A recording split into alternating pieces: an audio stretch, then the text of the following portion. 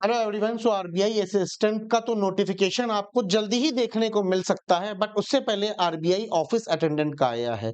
मैं आपको इस वीडियो को शुरू करने से पहले बता दूं, उन लोगों से दूर रहिएगा जो ये कह रहे हैं कि यार ये फॉर्म मत भरना, बेकार है, ये फॉर्म मत भरना। अगर आप एलिजिबिलिटी क्राइटेरिया के अंदर लाई करते हैं तो उसको मत मिस करिए, क्योंकि 46,000 आपको अगर महीना मिलने वाला है तो ये कोई कम अमाउंट नहीं है दोस्तों।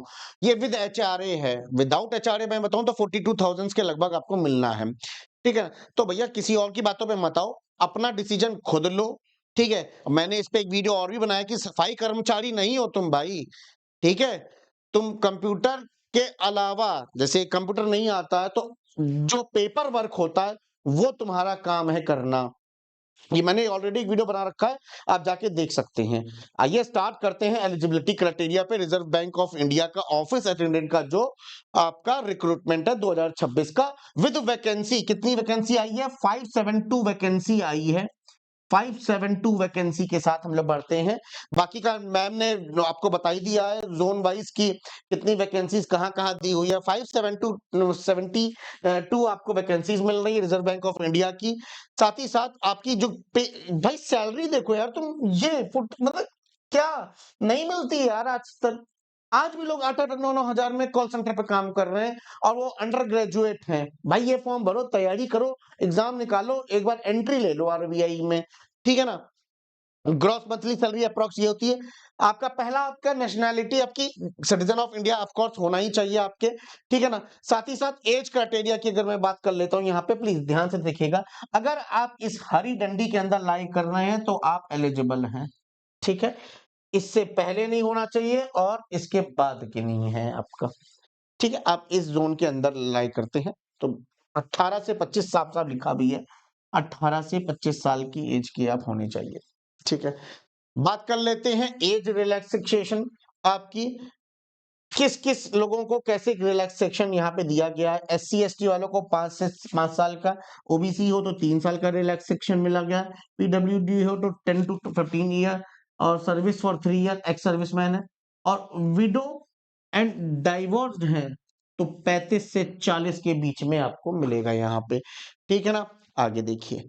अब बात कर लेते हैं यहाँ पे कि क्या, ये बहुत डाउट आ रहा है सर, हम हायर एजुकेशन के हैं, higher degree over qualified candidate are rejected, आप रिजेक्ट हो जाएंगे। ठीक है।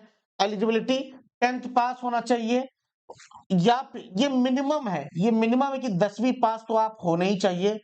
प्लस अगर आप अंडर ग्रेजुएट हैं, अभी आप बीए कर रहे हैं, बीए के फर्स्ट ईयर में हैं, आप भर सकते हैं इसको, ये 10th मार्कशीट दिखा के। ठीक है। हायर एजुकेशन अगर आपके पास है तो आप एलिजिबल नहीं है, please note this thing. As well as you should clear the language proficiency test also. ये बहुत स्ट्रिक्ट है इसके रिगार्डिंग। ये आपको मौका भी नहीं देते हैं कि आप पढ़ के आना, आपको मैं दोबारा टेस्ट ले लीजिएगा, नहीं, ये आपके साथ नहीं करें। तो आपको, आप जिस स्टेट से बढ़ रहे हैं वहां को आपकी भाषा लिखनी आनी चाहिए, बोलनी आनी चाहिए, समझनी आनी चाहिए, और पढ़ना आना चाहिए। तो local language proficiency test must है, ये मैंडेटरी है। अब आपका देखना चाहिए स्टेज क्या है। आपका ऑनलाइन ऑब्जेक्टिव टेस्ट एक होने वाला है, उसके बाद आपका लैंग्वेज प्रोफिशिएंसी टेस्ट होगा, उसके बाद आपकी नौकरी लग जाएगी। ठीक है ना। चलिए अब बात कर लेते हैं पेपर का पैटर्न कैसा होता है।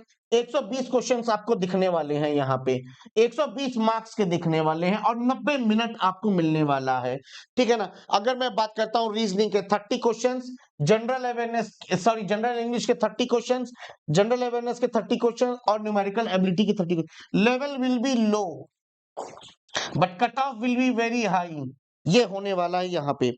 तो प्लीज उसी हिसाब से आपको तैयारी करनी है।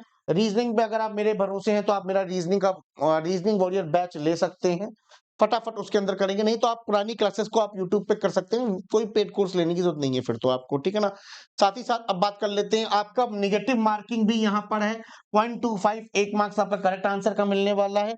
देखो नीचे क्या लिखा है, sectional cut off apply, you must pass every section. यहाँ पे सेपरेटली नोटिफिकेशन में लिखा हुआ था कि आपको सेपरेटली हर सेक्शन को क्लियर करना जरूरी है। साथ ही साथ अब मैं बात करता हूँ सिलेबस की। सिलोजम्स, ब्लड रिलेशन, डायरेक्शन, जो नॉर्मल पैटर्न्स होते हैं आपके वही है रीजनिंग के, मैथ्स के, जो आप बैंकिंग इंडस्ट्री में तैयारी करते हुए आ रहे हैं। ठीक है ना। बाकी मैथ्स की भी आप देख सकते हैं, स्पीड मैथ्स होगी, कमर्शियल मैथ्स है, ऑपरेशन टाइम एंड वर्क, ठीक है। बाकी आपका जनरल अवेयरनेस है, सॉरी जनरल इंग्लिश है आपकी, कॉम्प्रिहेंशन, ग्रामर, वोकैब आपकी आने वाली है। जनरल अवेयरनेस की बात करें तो बैंकिंग अवेयरनेस, आरबीआई के बेसिक्स, ये बहुत इंपॉर्टेंट है। आरबीआई का पेपर है तो आरबीआई बेसिक्स जरूर पूछेगा। गवर्नमेंट स्कीम्स देख लेना एक बार कि आरबीआई अपने पुराने पेपर्स में क्या स्कीम्स के बारे में ज्यादा पूछता है कि नहीं, ये सारी चीजें देख लीजिएगा। स्टैटिक पोर्शन, और यहाँ पे एक थप्पा लगा दिया गया है कि आपके पास एलपीटी, लैंग्वेज प्रोफिशिएंसी टेस्ट आपको पास होना बहुत ज्यादा जरूरी है, ठीक है ना।